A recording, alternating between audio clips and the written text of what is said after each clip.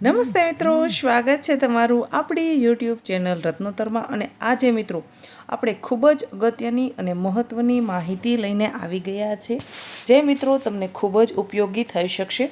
મિત્રો, આદિજાતિ વિકાસ વિભાગ સંચાલિત સરકારી છાત્રાલયોમાં હોસ્ટેલમાં ઓનલાઈન એડમિશનની પ્રક્રિયા શરૂ થઈ ગઈ છે।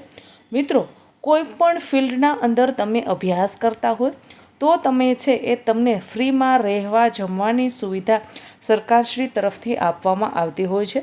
દૂર અંતરિયાળ વિસ્તારમાંથી આવતા વિદ્યાર્થીઓ કે જેમના વાલી છે એ ચિંતા અનુભવતા હોય છે કે ભાઈ આપણું બાળક છે એ શહેરમાં જઈને ભણશે તો એના હોસ્ટેલના ખર્ચા આપણે પહોંચી વળીશું નહીં, તો એને રહેવાની સગવડતા ક્યાં કરીશું। તો આના માટે આપણી સરકારશ્રી દ્વારા સરકારી હોસ્ટેલો કાર્યરત હોય છે, જે સરકારી છાત્રાલય છે। તેમાં વર્ષ 2025-26ના વર્ષમાં જે લોકો હોસ્ટેલમાં એડમિશન લેવા માંગે છે તેના માટેના ઓનલાઈન ફોર્મ છે એ ભરવાના શરૂ થઈ ગયા છે। આશા રાખું છું મિત્રો આ માહિતી ખૂબ જ મહત્ત્વની અને ખૂબ જ અગત્યની છે। તમને આ માહિતી ગમશે અને તમે પણ તમારા 10 મિત્રો સુધી શેર કરશો। મિત્રો, કોઈ 10 વિદ્યાર્થી સુધી આ વિડીયો શેર થશે તો એ 10 વિદ્યાર્થીઓના વાલીને આર્થિક બોજામાં ખૂબ મદદ મળી રહેશે।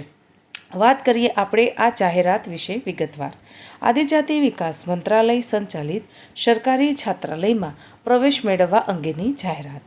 આદિજાતિ વિકાસ વિભાગ ગુજરાત રાજ્ય ગાંધીનગર સંચાલિત અનુસૂચિત જનજાતિના સરકારી છાત્રાલયોમાં સન 2025-26ના વર્ષમાં ઓનલાઈન પ્રવેશ મેળવવા માટે માધ્યમિક, ઉચ્ચતર માધ્યમિક તથા કોલેજ કક્ષાના જે ભણતર માટે ઓનલાઈન ફોર્મ ભરી શકાશે। એટલે કે જેમણે ધોરણ 10મું પાસ કર્યું છે, 11મું, 12મું તે છે એ માધ્યમિક અને ઉચ્ચતર માધ્યમિકમાં આવશે। ત્યારબાદ કોલેજ કક્ષાના અભ્યાસક્રમો। હવે કોલેજ કક્ષાના અભ્યાસક્રમોની વિગતવાર ચર્ચા કરીએ તો એ medical engineering, polytechnic, pharmacy, ayurvedic, diploma, NID, NIFT, dental, homeopathy, MCA, MBA, CA, company secretary, અનુસ્નાતક અભ્યાસક્રમો, સ્નાતક કક્ષાના સાયન્સ, કોમર્સ, આર્ટ્સ તથા fine in arts, ATD, CPEd, MPEd, BBA, MSW, MPhil, BEd, MEd, LLB, journalism, librarian science, hotel management, DLEd, ITIના અભ્યાસક્રમોમાં અભ્યાસ કરતા અનુસૂચિત જનજાતિના વિદ્યાર્થીઓ અને વિદ્યાર્થિનીઓને પ્રવેશ મેળવવા માટે હાલ સબ અભ્યાસક્રમોમાં ભણતા બંને પ્રકારના ફ્રેશ તથા રિન્યુઅલ વિદ્યાર્થીઓ ઓનલાઈન અરજી કરી શકે છે।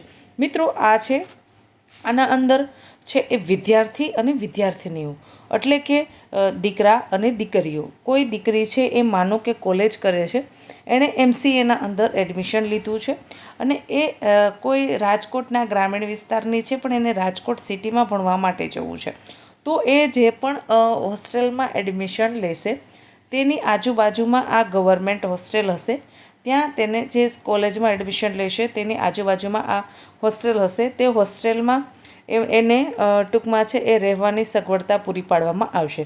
હવે એવું નથી કે છોકરાઓ જ હોસ્ટેલમાં જઈ શકે છે, છોકરીઓ પણ જઈ શકે છે। તે લોકો માટે વિગતવાર લિસ્ટ ઓનલાઈન પોર્ટલમાં આપેલું છે, પણ અત્યારે આપણે ખાલી ફોર્મ ભરવાનું છે। ઓનલાઈન ફોર્મ ભરાઈ જશે પછી તમને જાણ કરવામાં આવશે। હવે ઓનલાઈન ફોર્મ કેટલી તારીખથી કેટલી તારીખ સુધી ભરાશે?